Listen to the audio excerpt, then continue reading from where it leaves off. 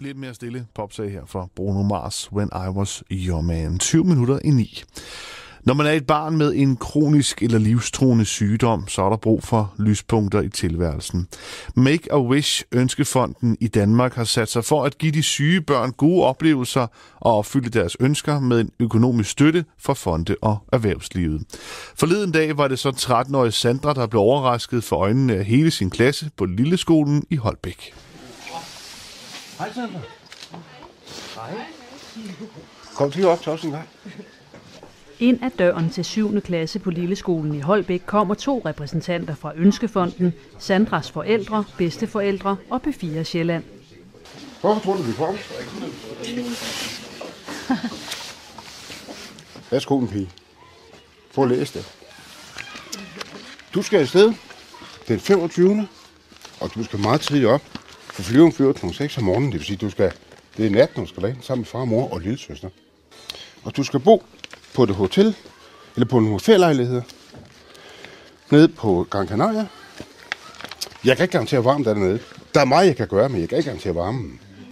Hvad er det, du kunne ønske dig? Ja. Du er godt? Tak. Okay. Hvordan var det, da vi pludselig væltede ind ad døren her?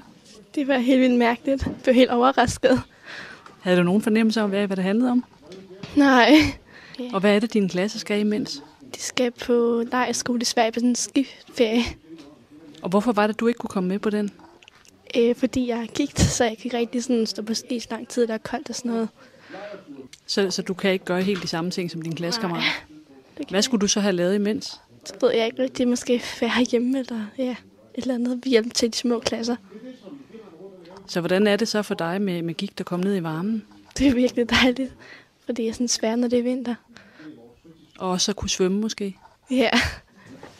Det var en sygeplejerske på Holbæk sygehus, der gjorde Sandras mor opmærksom på, at man kan få ønsker opfyldt hos Ønskefonden, når man lider af en alvorlig sygdom, som børnegigt er. Jamen for eksempel så kan hun ikke cykle sammen med sine kammerater. Hun kan ikke tage med på idrætsdage. Hun kan ikke være med i gymnastik. Hun kan ikke for eksempel nu komme med på en skiferie sammen med sin klasse, som det hun ønsker allermest.